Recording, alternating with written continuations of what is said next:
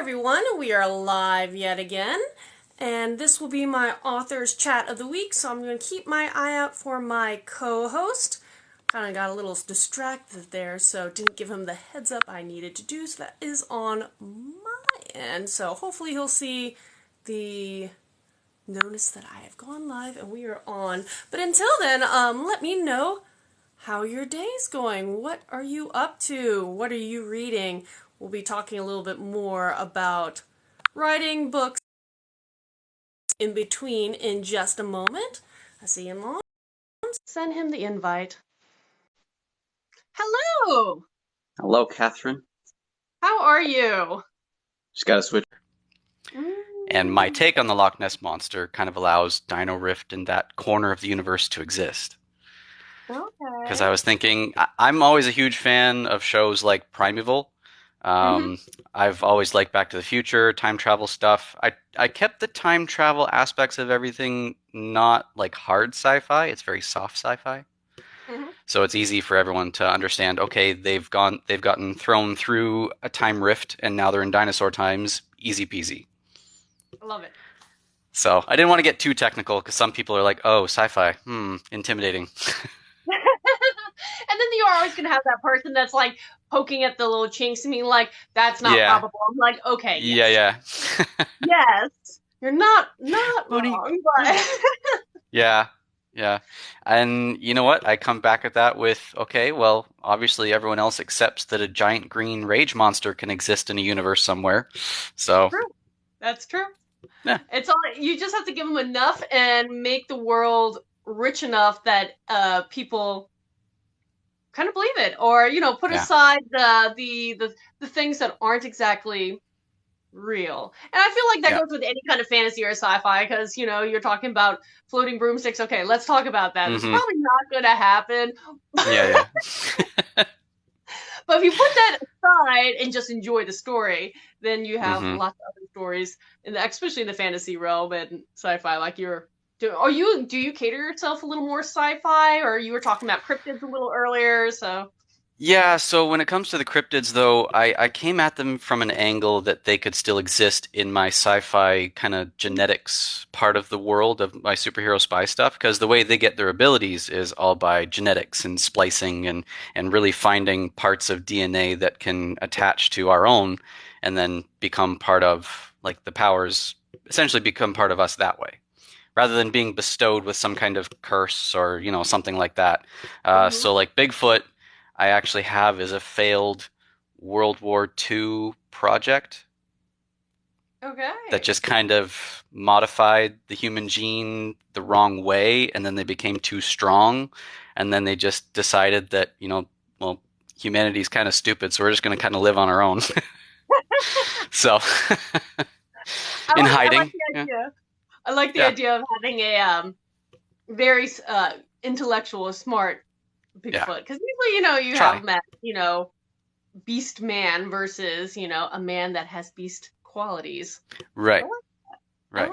I had fun trying to look up different cryptids, though, because I did ones that you don't normally hear of too often. Like, some people know the Mothman, some don't. I've vaguely heard that. I wouldn't claim familiarity outside of I know of its existence. Yeah, and the Mothman Prophecies was a movie with Richard Gere. Not a lot of people know that one. Some do. I'll have to put that in that's a very psychological thriller. It's very interesting how that one was done. Not necessarily a creature per se, but it focuses on, apparently back in the day there was this bridge in I can't remember the place right now, but basically it collapsed. And they blamed it on this creature that just appeared out of nowhere. And people claim that they see this creature that will fly by their car or whatever, and it's got bright red eyes, and it basically just creates all these different things to happen to us, like, say, melted skin or whatever, things like that. And I didn't go too gory and things like that, because I'm not a super gory kind of writer, or when it comes to content in general. But yeah. So I tried to make it in a way that's just, okay, how could this work in my universe? Do I make it an alien? Do I make it that it's a psychic alien, and every time it tries to communicate with humans because they're not psychic, there's like a little something that happens to our genetic makeup because it doesn't work psychically, Yeah. like a side effect. So different things like that. It's like, how do I make it all work? Yeah. So did you enjoy or have you seen the latest, I can't remember the metaverse that they're dealing with, but the latest Godzilla movie where the concept, you have all these creatures and they brought into the Hollow Earth and all these kind of sci-fi Yeah, old school techniques to explain how these creatures are rising to the surface. So I don't know. right. Have you That's the seen one where that? Godzilla and King Kong, right? Yes. I did see that one. Yeah. Yeah. And you know what? I thought it was interesting that they went with the whole Hollow Earth Yeah. thing with What a that one. Yeah, yeah. So, Journey to the Center of the Earth. That's what it felt Yep, like. exactly. Exactly. I was like, tying into all these. I mean, but you have to think about it. Journey to the Center of the Earth was one of these really early. I don't know if you would even Hmm. call it. I don't know if you would call it sci-fi, but I mean, it was I would like an think so. inspiration for a lot of those kind of Yeah. books and movies since then. So Yeah, I would deem it sci-fi. yeah, Probably, I mean, I don't know about hard sci-fi, but yeah, it was definitely in that vein. So, but that's the thing I find with sci-fi and fantasy is some people like I work at an olive oil store, olive oil and balsamic. I'd sell that all through the week. Um, yeah, and my parents own the store, so I have my books there. And I've had people say, "Oh, I don't read sci-fi." And then just the one lady, the one day I asked her, I said, "So when I say the term sci-fi, what does that bring to mind?" And she goes, right, "Spaceships, yeah, aliens." yeah. And I'm going, "Sci-fi is a lot bigger than that. It's just because people are so used to Star Trek and Star Wars." Mm-hmm. Right? They don't realize that space opera is its own subgenre. Yep. And I That, don't know, I find it kind of frustrating that people just, as soon as you hear sci-fi, they're like, "Oh, no, I'm not into that." But then you find out why because they don't know. yeah. Well, I mean, there are a lot of these categories where I mean, it's space opera. It's one of those terms that if you know, people are exactly like, okay, I know exactly what you're talking about. But then you have the greater arcs of like fantasy, sci-fi. Well, Hmm. what does fantasy mean? I mean, it could be anything from a very realistic world, and then something Hmm. eerie happens, or like a subtle little sprinkle of magic somewhere in the storyline, and all of a sudden it's fantasy. But doesn't mean it's the same thing as like Harry Potter or Game of Thrones or Right. Lord of the Rings and all this kind of stuff. So Yep. it's hard when people assume as soon as you hear like the most common descriptor, the largest, the Hmm. widest range, and they're like, I pegged you. I'm like, but have you? You know exactly what I Because yours are more sci or fantasy than sci-fi, right? Yeah, mine are definitely on in other larger umbrella terms, epic fantasy, Okay. high Right. fantasy. But again, they vary completely. Portal fancy, noble bright, almost grim dark. I mean, you throw all these terms out, and people are like, "What does that mean?" I'm like, "Well, Hmm. here's what it means." And so they have very different vibes, even though they're under the umbrella of Mm. epic fantasy. So I'm definitely on the fantasy side, but I love the concept of incorporating, all sorts of creatures, beast beings, and even potentially even cryptids down the line. Mm. So it's always kind of fun hearing people Nice. who write stuff like that in Yeah, all yeah, different yeah. So when you say Portal Fantasy for yours, is yours more sci-fi based or magic based? magic based, definitely Okay. magic based. That's why I call it a portal fantasy versus, Right. catering to sci-fi. Because yes, you have terminology and aspects like wormholes and Hmm. portal to other dimensions and stuff like that, and you're dealing with a physical and non-physical multiverse. So you have 12 magical planets that you're jumping between, and again, the different dimensions. But it's definitely fantasy. We're dealing with elves, we're dealing with Hmm. wizards and warlocks Okay. and dragons and all Yeah. sorts of things that way. And so it's definitely on the fantasy side with Right. sci-fi undertones. Yeah, because I've had people ask me, they're like, "Have you ever thought of like saying that Dino Rift is kind of like Portal Fantasy?" And in a way, it is because they're Mm-hmm. jumping through a time rift that basically, like the front of the book shows, is almost like a big portal. Mm-hmm. So I don't know if I can toe the line with sci-fi and fantasy kind of together in that moment, but yeah, I have fun with it though. I love it. I love it. No, I mean, and I don't feel like people, as an author, it's up to you to decide how you want to market yourself. And do you want to Hmm. write, do you want to cater and write into a specific category, easy marketability, or do you want to, stretch the boundaries, makes it a little more muddy, but, can be a lot of Yeah. fun if you're like, well, it's not 100% sci-fi. I'm also Yeah. dabbling in this and this and this, whatever those other categories are. Hmm. And I don't know if I would, I guess I probably would get more readers if I started going, sci-fi fantasy. But who knows? Who You know knows? Maybe I'll have to try some Amazon ads. what? There you go. Finally There dip you my go. toe in that. Oh man, yeah, I cannot figure out advertising. And every time I finally think I do, like everything else, the algorithm shifts Yep. and I'm back to square one, which is where I'm at right now. And I'm like, I have to find the time to start doing that again. Yeah. Fun. The I fun of prefer. marketing. No, yes, yes, yes. Okay, I'm gonna be right back. I'm gonna tilt the light so I don't have a shadow on this side of the face. I'll be right back. Oh, no worries. No worries. Bam. At least my office is smaller. Now I can actually look straight Okay. at my ring light. Nice. I know So there's a yeah. guy, Brian Cohen. He actually helps people with Amazon ads. Ooh, intriguing. He's helped so many authors with Amazon ads. I haven't done his little class kind of thing that he does. It's free. It's free to do. But yeah, he just helps authors succeed with Amazon ads, and hopefully it works. I'll have to try to remember or message you after a name. But yeah, I see a comment on my side talking about PAs and VAs, so publishing Yep. assistants and virtual assistants, and I do love them. I do love them. I have one that helps me set up stuff for some of the social media, just because there's so many things going on, and I'm Hmm. the person who probably shouldn't be on all the platforms, but I feel like I am. Hmm. So it's nice to have a little help that way too. Yeah, I totally technically shout out. have a lot of platforms. I focus more on Facebook and TikTok. Hmm. TikTok has been amazing for me because I've actually sold more paperbacks with TikTok than any other Yeah, platform. yeah. But like I have Twitter, but I don't use it. It feels like a void every time, and it just like tweet goes out and nothing happens. Yeah, So that's I hard. just It's hard. recently, maybe a few months ago, was just like, so this is still here, but I'm not gonna do anything with it. So you can just Hmm. like click on my links, whatever, everything's still here. So hopefully I no just, bot takes it over, sees that I'm inactive for a while.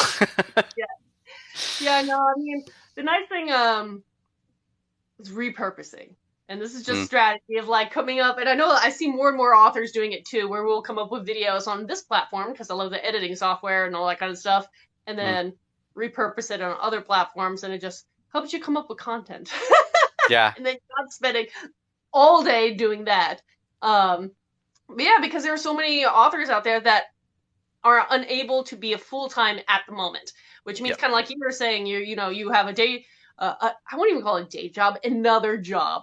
You have Yeah. another full Yeah. job on top Pretty of much. writing, which makes it even more impressive when you're talking about how you've produced and written, published 12 books.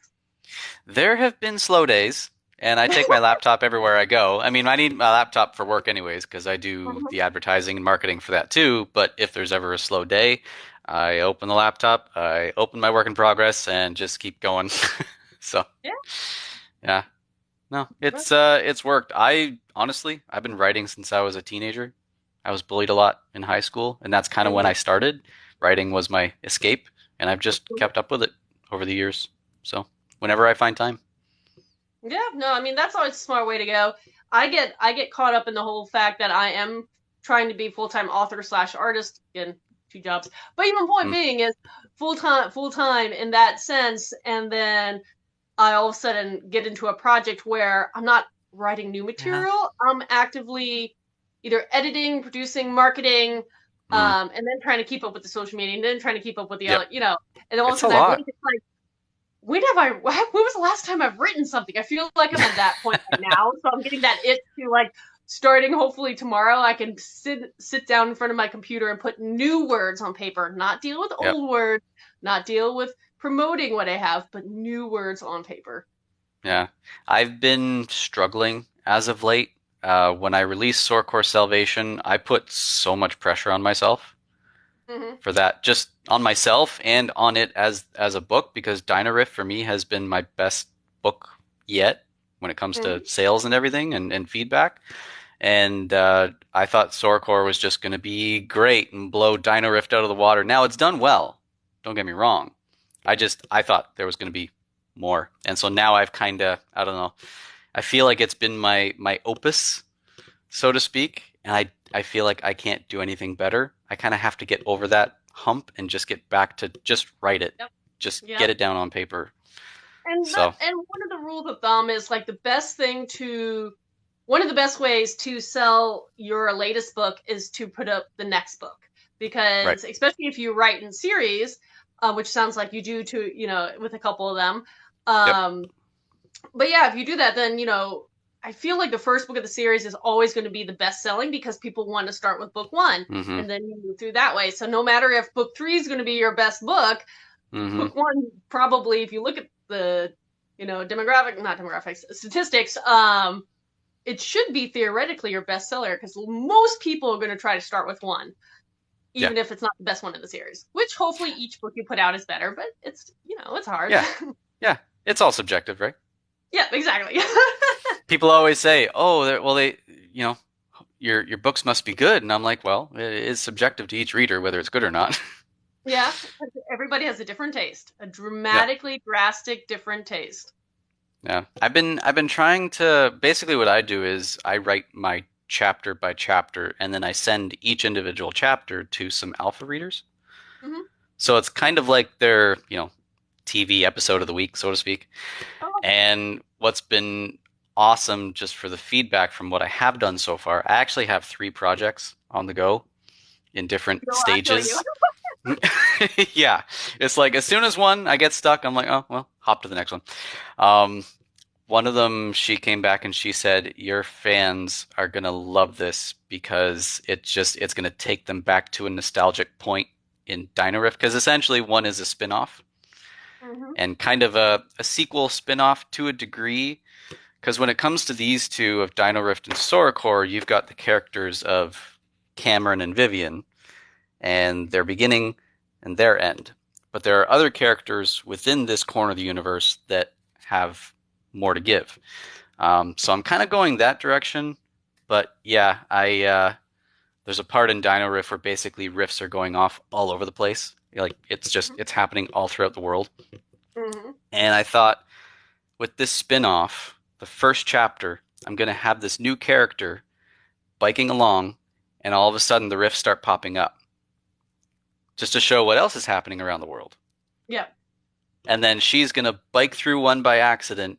She's going to see something that's happening in Dino Rift, pop out another rift to somewhere else, still in her own time, but now she's lost. Oh, interesting.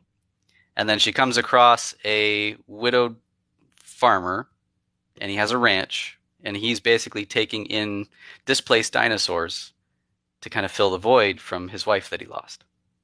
Mm. Okay, okay. So it's going to be a bit of grief. I've always wanted to kind of deal with grief as a plot point for things. Um, and I'm very excited because Soracore also is trying to take the dinosaurs from his ranch, saying they're on your land, but you technically don't own them, and we need to take them off your hands. But he's like, no, they're on my property. I have to take care of them. So it's Yeah. going to be an interesting.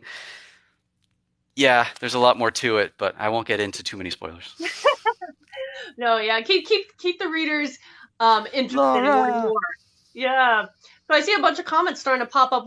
One was saying again, if you are interested in people like publishing assistants or virtual assistants, some of them do help with ads as well, which is always lovely. I have Hmm. a question that popped up, said, do you ever read chunks of your novels as TikTok posts? So do you ever, I guess, take an excerpt and post it, or do you read them aloud like an excerpt or not? I mean, I I, right to you. as TikTok posts, I haven't done it yet. I actually had what I like to do is I pop into people's lives and I'll kind of pitch my books here and there, see if it gets their attention or not. And one of them was like, well, actually, I do a YouTube video basically live and I read books to people.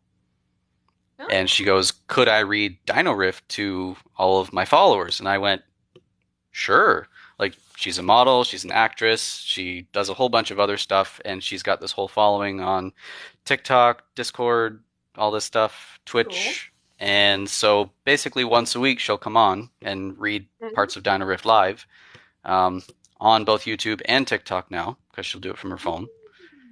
But personally for me, I actually have been thinking about doing it more because I love getting into the voices and the passion behind the voice and everything. I don't have the setup to do audiobooks. I wish I did, but I don't. Yeah. So, but I am currently listening to chapters of Soracore before the audiobook comes out I this year. did So, see. Wait, I'm pretty sure you mentioned that one a couple of your posts recently, or am I yeah. making that up? Okay, because I felt like I was going to ask you about audiobooks because I thought you were posting about either a book that just released or an upcoming one. I wasn't sure, but Upcoming. Yeah. that's Yeah. exciting. So I'm having the same narrator back that did Dino Rift, but she's currently working on Soracore. She should be done uploading the chapters by, she said, the end of this week.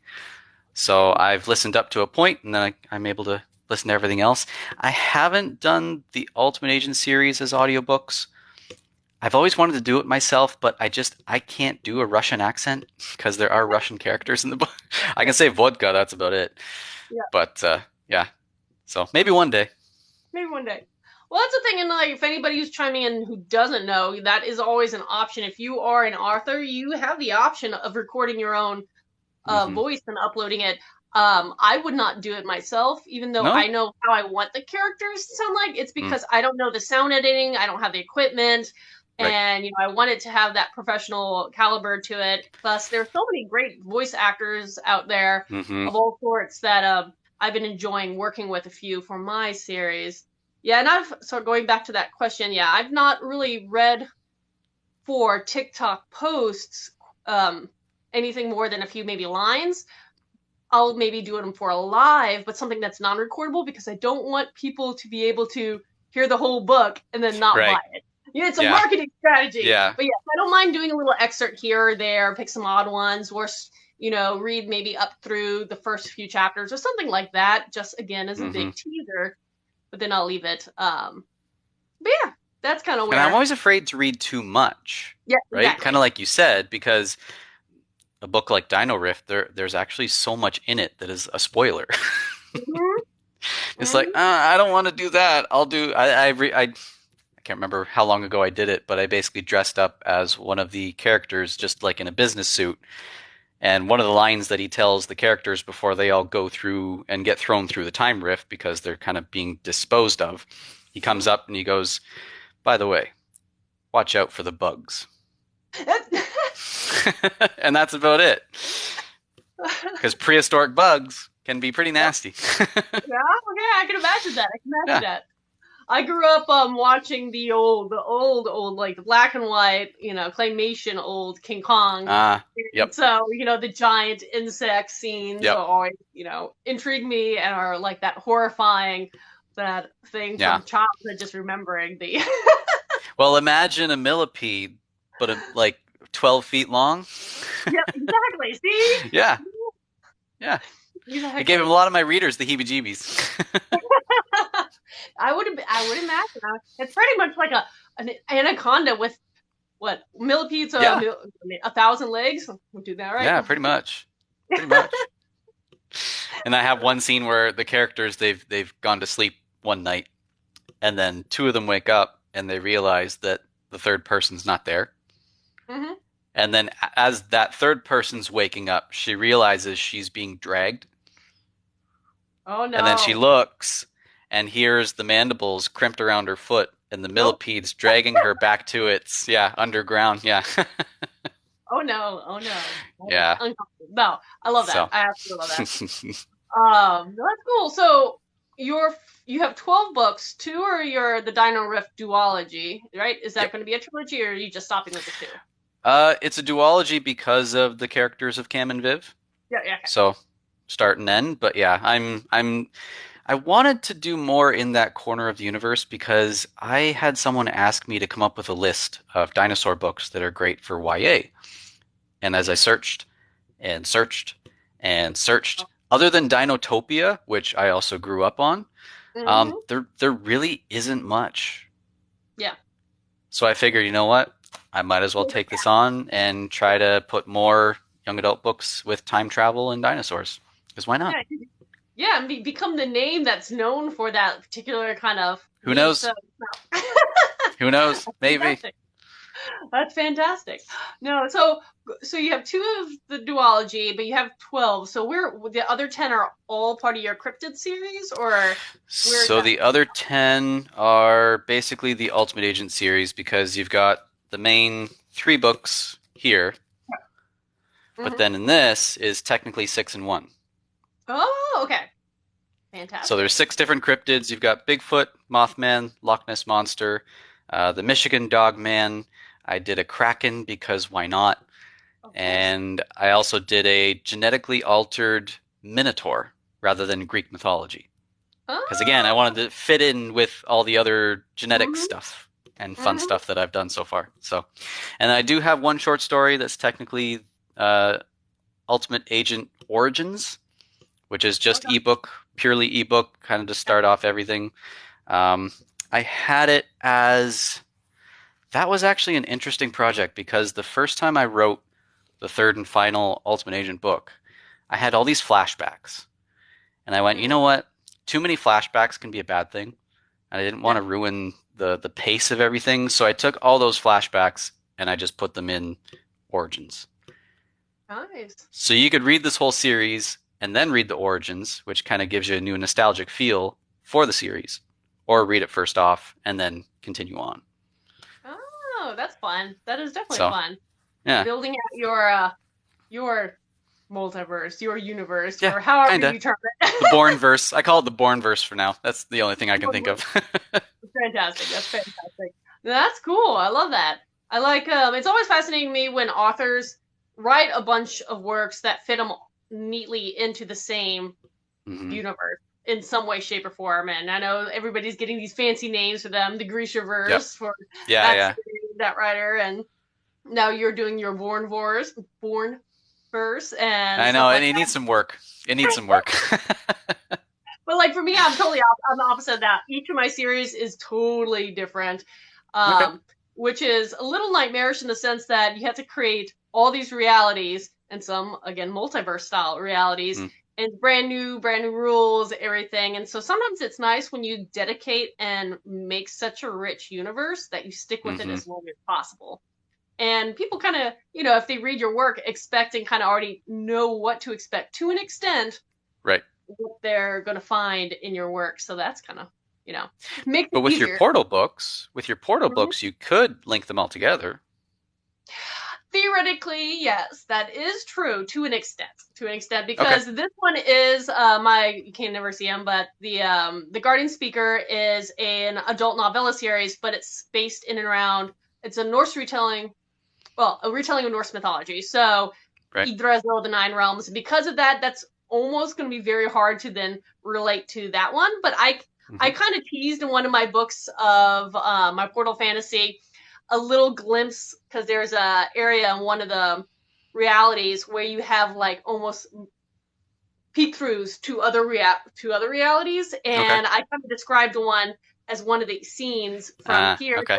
Just teasing a little bit, just having Yep. fun behind the scenes. But even still, yeah, I kind of deem them all different things just because they are Okay. so they're catered for different ages. They're catered Right. for different vibes of some of them are a lot darker, some of them a little more fun, a little more Hmm. lighthearted and adventure based and stuff. So different vibes, totally. Nice. Nice. I've done some cool little things with my series too. In the first Ultimate Agent book, there's another author out there. Her name's Sarah Nofke, Hmm. and she has this series that's basically about what's called the Lucidites. It's a group of people that can actually travel through lucid dreaming. Ooh, fun. And there's a machine that's used in her series called a GADC, which is basically GADC, which is all the letters in genetic coding. And Yeah, I okay. asked her, I said, "Is it okay if I sneak that machine into a scene in my first book?" Ooh, fun. And she goes, Yeah, sure, why not? So technically, with that little itty bitty little thing in there, my series is in the same universe as hers.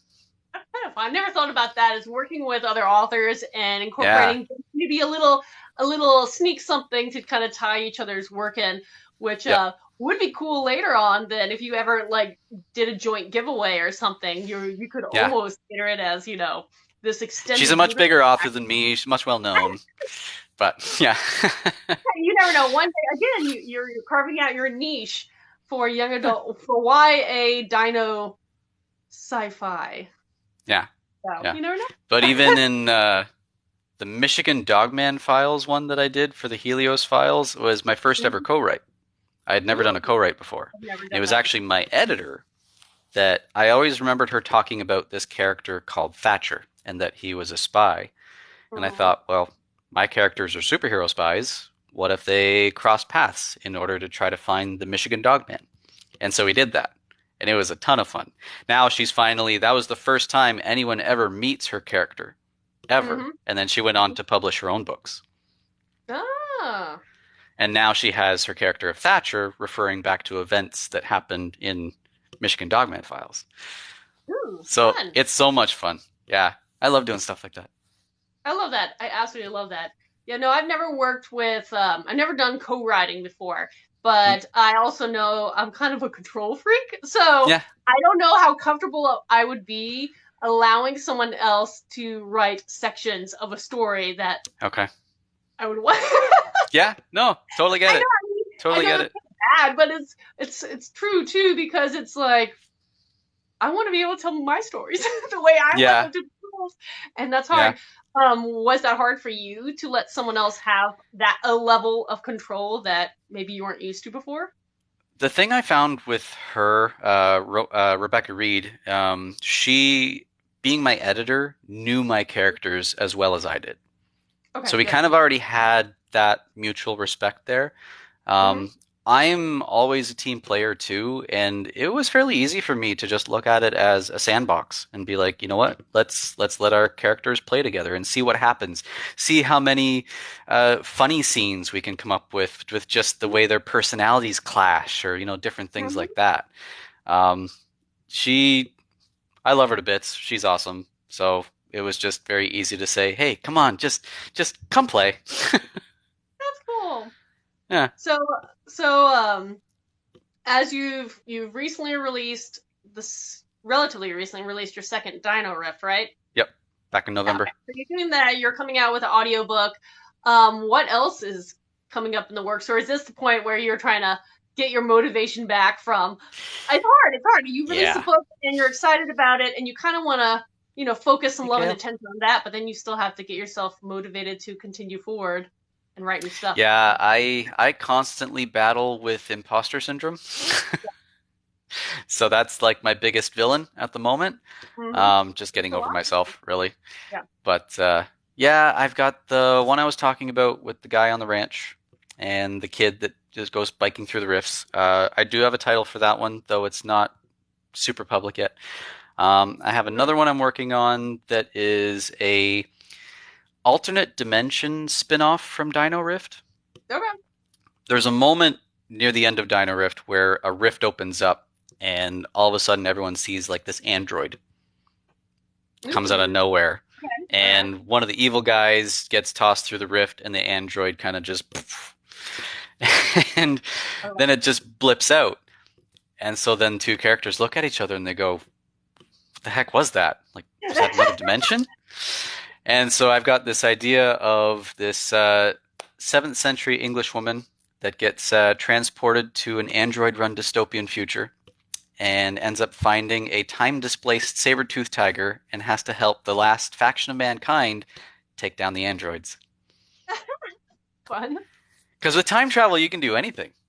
That's true. I was playing with time, and it amazes me. I was playing with the idea of time It's in one of cool. my Portal Fantasy series, but it was getting complex because I was dealing with like back and forth and different characters Mm-hmm. interacting with each other at different moments, and it was hard because I had like have all these notes of my main character meets this person here. This person has met my main character here first time. And so when they're talking to each other, there's a disconnect because you don't realize that this shift has happened. And that's as most as I've ever done with time, and I probably for a while, because that was a lot. And I was just like having all these notes, and I was just like, I don't know, having diagrams. And I was just like, At least you're a plotter, though. You're a plotter. I'm a pantser.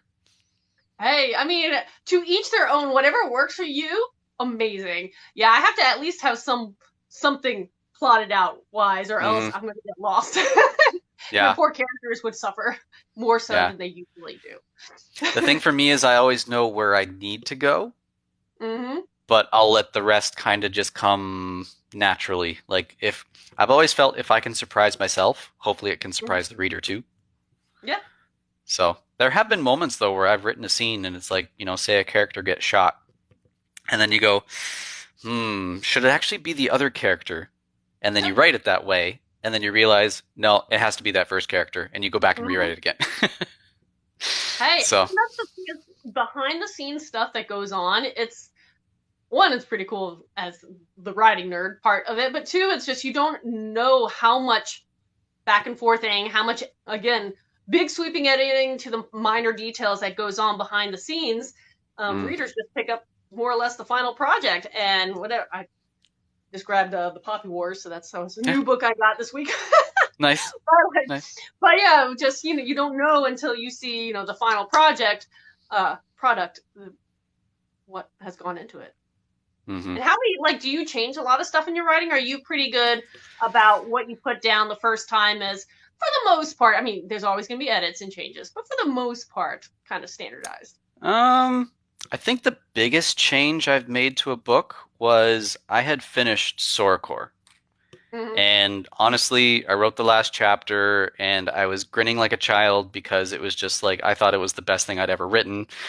And then I gave it all to my beta readers and went on to the ARC readers.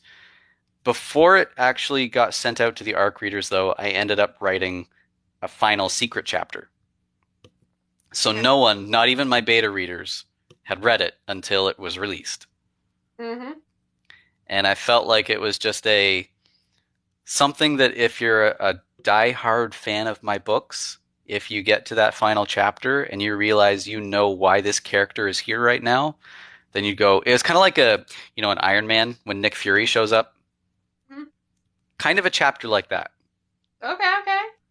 And then I've got people asking me, wait, are you taking dinosaurs to space? And I'm like, no, this is just something else. This is something else. Something else. It's classified. It's classified. I love that. I love that. No, definitely. It's a lot of fun. Yeah, I was doing, I was rereading edits to send to my beta readers for my next novella that I'm gearing up and now getting worked on. But yeah, I got to the end and I had a sentence noting that I wasn't exactly sure I wanted this was the right ending for it, but I knew, I didn't know if I needed to end here, anything else. And I read it and I was kind of like pondering for a little bit, and I came back and added a few more paragraphs just to tie it up in a little bow and make it a little, more impactful, because it just wasn't as punchy as I wanted it to be. But that's what you can do is with at any point. And honestly, if you are an indie author, that's a nice thing, is if you do want to revamp your book. I was actually talking with someone last week, David Vissers, and he was saying that he's revamping his books completely Really? Because he went through a small print publishing house and they were putting so much pressure on him to produce books before they were ready and done.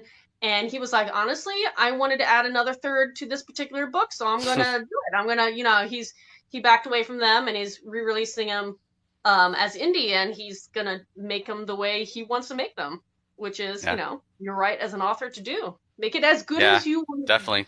Good as you can, as best as it can be. And because I've seen my writing progress over the years, and I look back at even like The Ultimate Agent, and I'm going, you know what? I could have done parts better.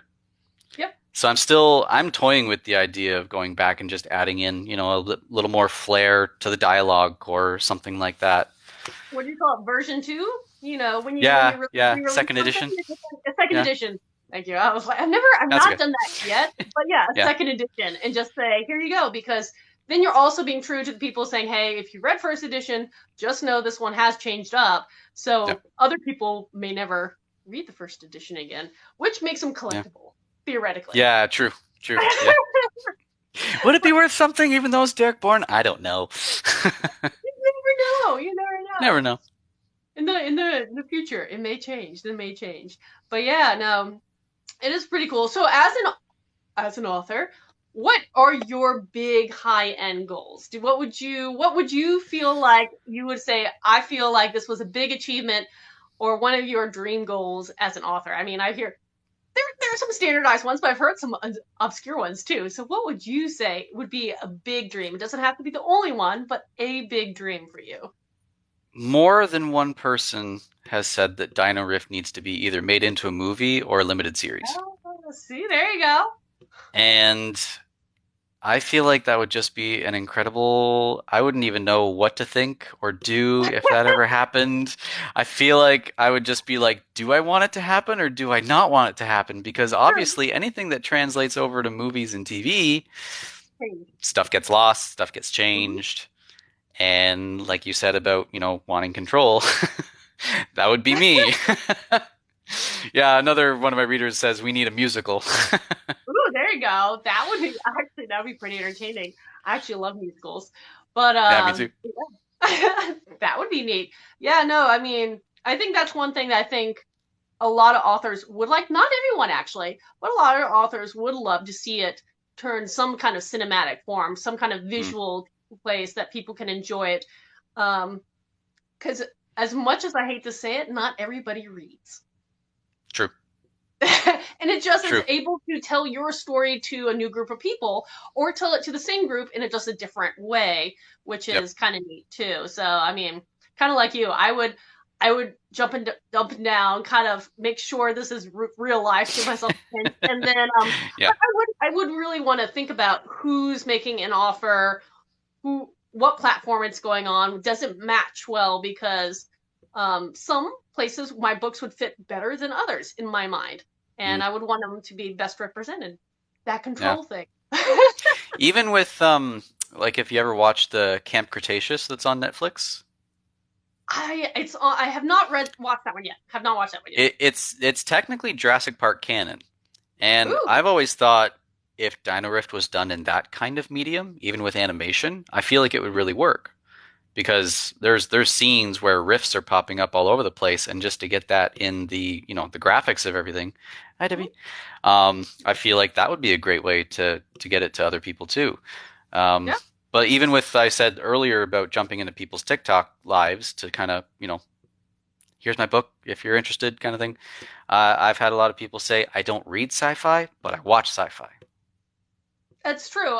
So I'm bad about that. I am, and it's just because I don't have a lot of time to sit down and read, so I always go to my go-to genres, and unless mm, someone's like, here's a book, put it on your list right now, I'm bad about that, and I admit that. I watch so much sci-fi and horror, and I don't read a lot of those genres, but I enjoy mm, it. So why don't I read it? That is a flaw in my system. So I yeah, understand. I am the yeah. problem. But then you've got books like Jurassic Park by Michael Crichton. Yeah. And when you read those books, there is science in them that Mhm. sometimes even goes over my head. I'm just like, okay, skip, skip. Okay, action. All right, we're good. Yeah, So because what's the backstory of Jurassic Park? Wasn't he wasn't an archaeologist. he He was was some actually a kind of doctor. Yeah, that's why I said he had Yeah. he had a scientific background, and so he was Yep. writing about, at least up to that point, what was fairly, respectively Yep. true. So But a lot of what that's he wrote was ahead of his time, in our yeah, time. yeah. Like he wrote about. I don't know if you read Timeline, also a movie with Paul Walker and Gerard Butler. I have seen that one. I have not read the book. Yeah, but the book is very interesting because it gets more into if you're time traveled from one point to another, when you appear on the other side, are you the same person you were at the beginning? Mhm. Because it's taking pieces of you and then reforming you. Yeah, yeah. So there's with Michael Crichton, it was always the ethics. And I love that. Mm-hmm. Like even the whole thing of Jurassic Park is, yeah, you can create dinosaurs, but should you? Yep. Right? Is the big ethical question. They died for some reason. Should we bring them back? Like even today, should we bring back the mammoth? Yeah. I've been listening to that chat. Right? Yeah. I guess my only thing I can say about that and was when I knew a lot of, and I still do, know a lot of biomedical engineers. And so in college, I had a talk with them because I love Jurassic Park, but I'm obsessed with dragons. And Okay. I turned to one of my friends, and I've said this a couple Dinosaurs times. and dragons are essentially related. Yeah, that's what I said. I was like, so we take the genetics of, let's say, the raptor, because they are one of the smartest based on brain size dinosaurs, and stick wings on them and make them breathe fire. And my friend would just like shook his head, was like, have you not seen Jurassic Park? It's Jurassic Park with dragons. This is a very bad idea. And I was like, but could you do it? And he's like, I'm not even having this conversation with you. We are not going there. And I was like, okay. I don't know. I'm just saying. Well, they've also talked about making chicken-sized T-Rexes.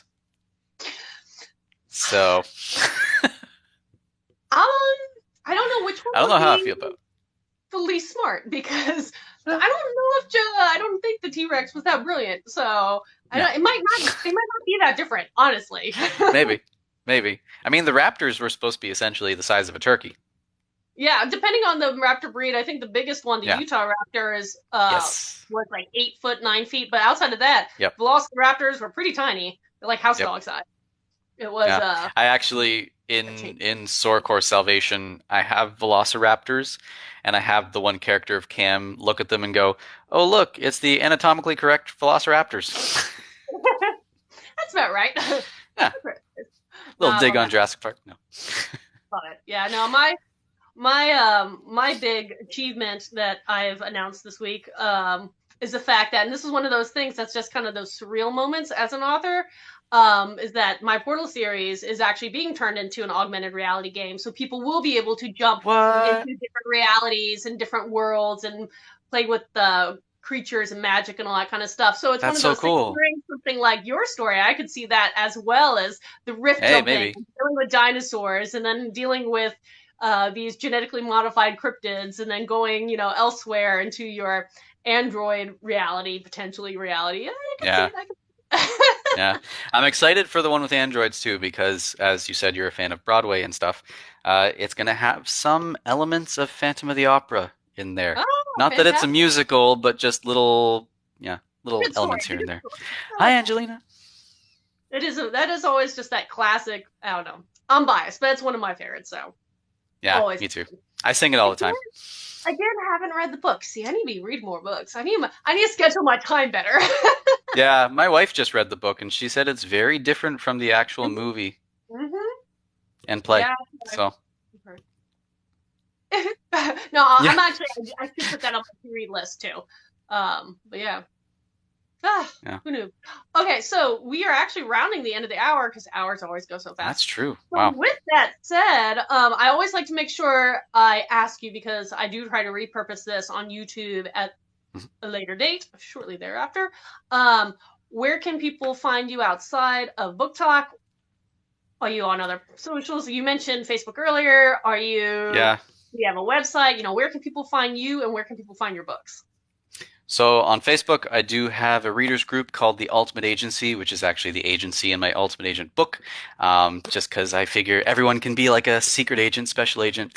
I've actually used names of my fans in the books as like little agents off to the side, little cameos and stuff like that, because I love my fans. They're my friends.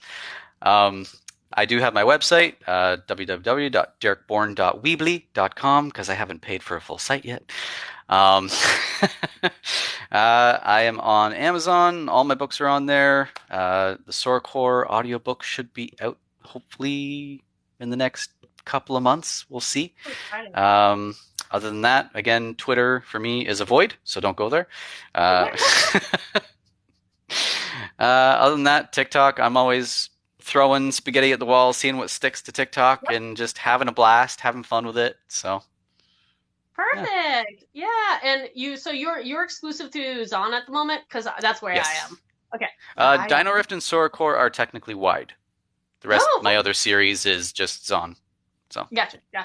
How is that? Because I'm considering moving my printed verse books wide maybe next year.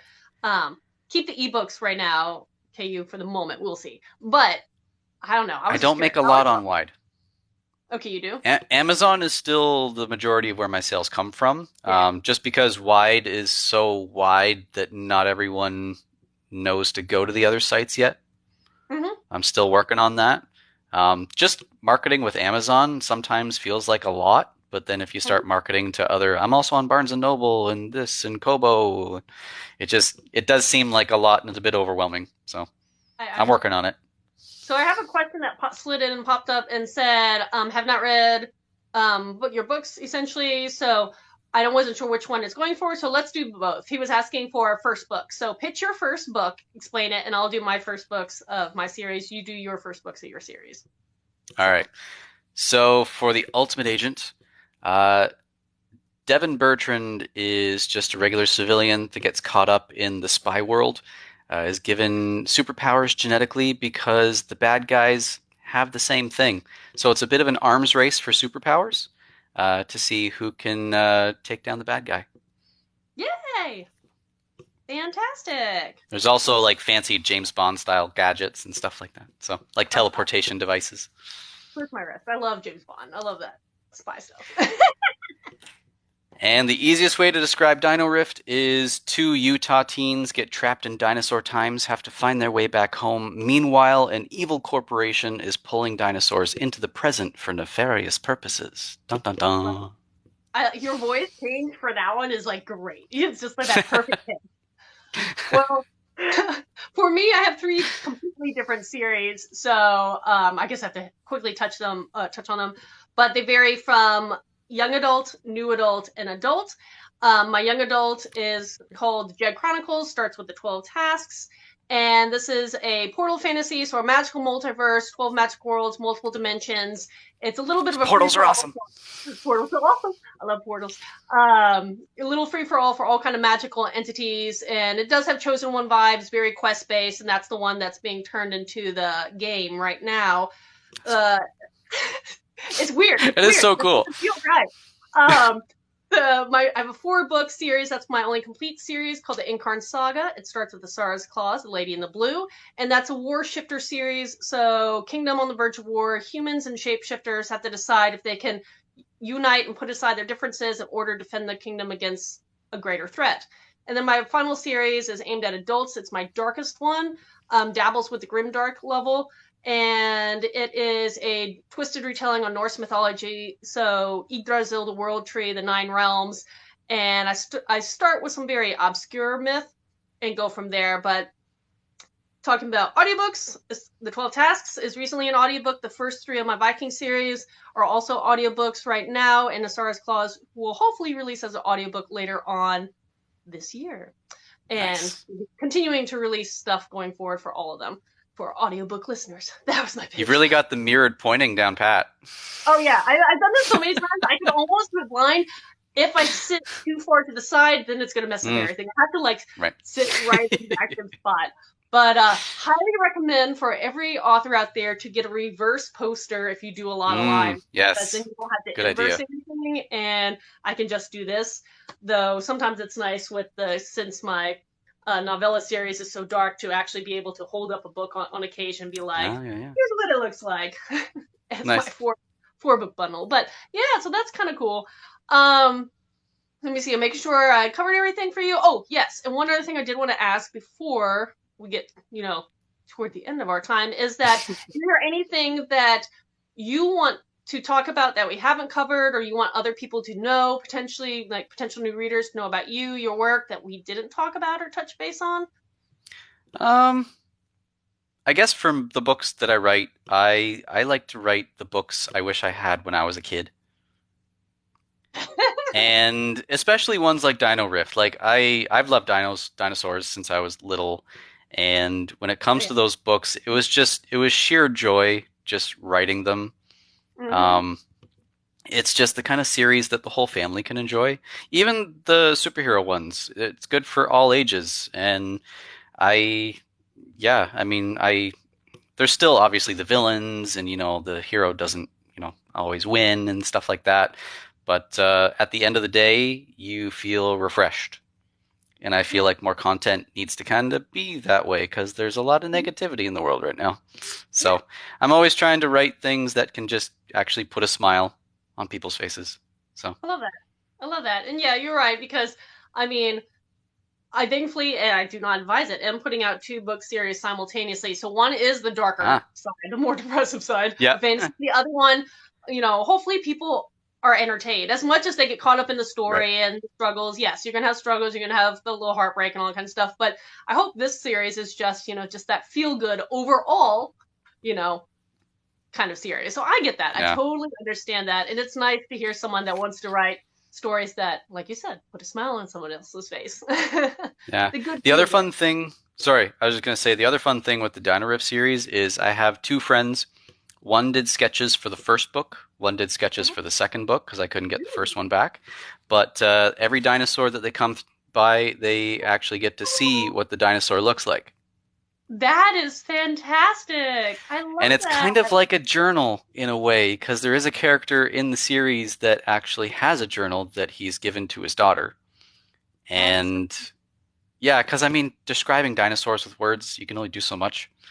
But to actually let them visualize is, I find, so much better. Oh, yeah. And that is cool. I actually like that. I mean, being a visual person, it's always fun to have it's not a picture book for adults, but to embed certain images if it feels right to the story is kind of neat. And like you said, I've seen a couple, it's very rare, but I have seen a couple books that utilize that, where it does give it a little bit of a vibe of a journalist ability, where they put in an image and embed it in a way that it just works. And it is fun. It's nice to see a little image periodically. Yeah. So that's cool. I'm hoping that if I can do more in the dinosaur corner of my universe, that I can eventually put out a coloring book. Ooh, that would be fun too. So, because even adults like myself, we like to color. Oh yeah, there's definitely a whole thing now for adult coloring books. And I had a comment pop up for you saying they had whippy tails as a descriptor. Whippy tails. Dinosaurs. There you go. But yeah, no. I actually have heard a couple people now on Book Talk talking about one who's very serious about it. I think he is actually making moves for turning one of his series into graphic novels, another way to show and tell the same story, but to maybe a slightly different audience or just a different way. And so talking about visuals, that's, just a new way of retelling or, a story that you have. And I think that I had someone give me a 2-star review for Dino Rift because they wanted it to be a graphic novel. Everything else was great. Like their review was awesome, but 2 stars because they wanted it on a different medium. Oh my goodness. No, it's so funny because, and that's the thing, it's like when you get a poor review, sometimes you just have to just chuckle because I think the one thing that makes me chuckle is for Sarah's Claws, it says book 1 of the Incarn Saga on the cover, on the marketing, everything. And the person loved the story and everything, was like, I'm giving it 1 star because it was not a standalone book. And I wanted it to be a standalone book. And I was just like, time out. Wait. Yeah. So it's like sometimes you just have to chuckle. And you're like, you know what? Yeah. Your books will never be 100% for everybody. For whatever reason, it's not the right medium. Yeah, I know. Yeah. But even with the audiobook, like my narrator, she did all the dinosaur noises in it too. Yes. Which kind of gives it another layer, which a lot of people have appreciated too, because like she goes all out for the roars and everything. And it's it's awesome.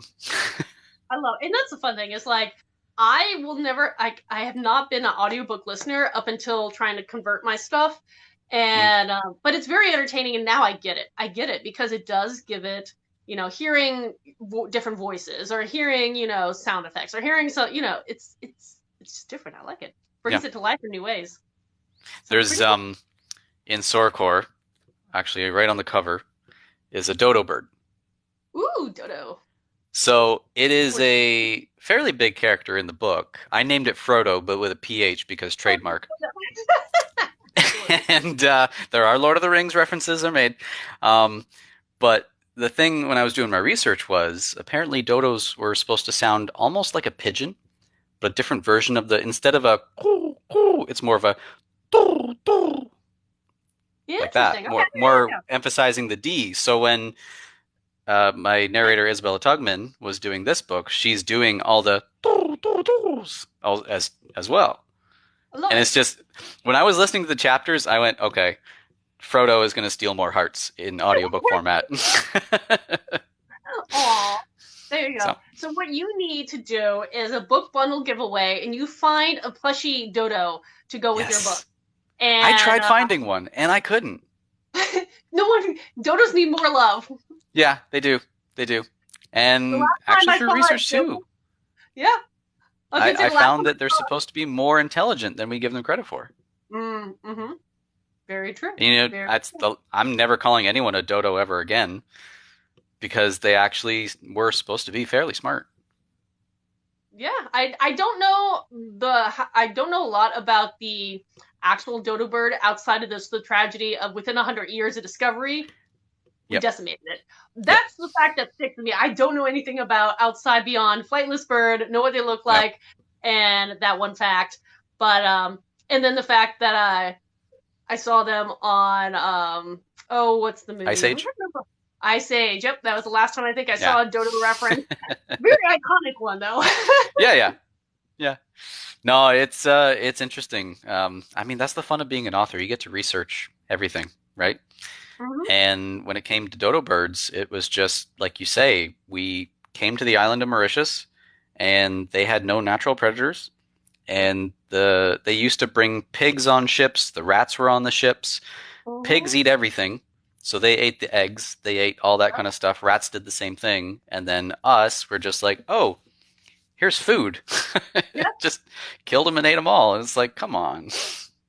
But they're one of the forefront ones about eco protection and protecting endangered species. Because of that, when people realized that, and I think the Tasmanian tiger, between the two of them, that changed the way we view the world and how we treat our environment. Which it's sad that was the reason, but at least now we're being a little more conscientious at least about that. But hey, if we can bring back the mammoth, we can bring back dodo birds and the Tasmanian tigers too. And we're just 2.5 steps away from dragons. That's all I'm saying. Yeah, that's true. One day. Watch out. Get your fire retardant clothes up, people. Let's do this. No, that's hysterical. I like that. But yeah, well, thank you so much for coming out and talking with me. And I do these weekly. Thanks for having me. If you want to jump on and do another one of these in the future with your new stuff. Oh, before I wrap up, I did want to ask you, and then I'll probably have to do my wrap-up spiel one more time. But So where did you connect with some people think this is really interesting. Where did you connect with your audiobook narrator? Was it through Audible? Did you meet them through a platform like this? Like, how did you connect with that? I've always gone through Audible at this moment, but just curious. It was a very unique circumstance because I ended up joining a group on Facebook called, it was Superheroes United, and now it's Superpowers United. They changed the name. And it was just basically bringing on all different types of creatives. And just through posts and engaging with stuff, she found my book, read Dino Rift, and then she messaged me and went, I would really like to do Dino Rift for you. I love that. And I just said, okay, like I'll listen to a 15-minute, like the usual, 15-minute sample. And her voice is Vivian. That was the first thing I noted right away. Like, she is Vivian to a T. Like, she's essentially talking as herself. And as she did all the other voices, I went, yep, she's the one. I didn't listen to anybody else. I just knew right away. I love it. Absolutely love that. Yeah, it's I've never had anyone approach me to do something like that before, and I just went, well, I'll see what you got, and the rest is history. Exactly. Yeah, it's good. I mean, you never assume, you always want to have them test out whatever they're trying to do. Same thing with, like, if someone was like, I want to design a book cover, I would still want to see what you can do before we, sign a contract or anything. But that's so neat. That is fun. See, I'm glad I asked, because that's a new one to me. And it was kind of the same with like Ultimate Agent because I was in another Facebook group called Band of Dystopian Authors, and I met this woman from the UK through the group, and her name's Molly Phipps, and she goes, "So I'm going to start a book cover like business, and when your book's ready, I'm doing your cover for you." I'm like, "Okay." Love it. But then she gave me the mock-up, and I went, "Yeah, this looks great." And she's done all my covers ever since. Fantastic. See, it's So it's always neat the way people can network. And again, I think the book community overall, I'm sure people have bad yeah, interactions, but for the most part, I think we all want each we're other a good to group. succeed no matter. Yeah, we're a cool group. Yeah. Oh yeah. Yeah, yeah. And you know what? She's so talented that she is now, I think, probably booked into 2025 now, I would assume. Fantastic. Like she's very busy. She is very talented. I love it. Well, good for her. And I love how she makes it almost look like a movie poster. Yes. Like that's kind of what I go for Definitely. because I want the pizzazz. The pizzazz. I love it. The I love pizzazz. pizzazz. Well, good luck with your audiobook coming out. And your Again, video game. That is so cool.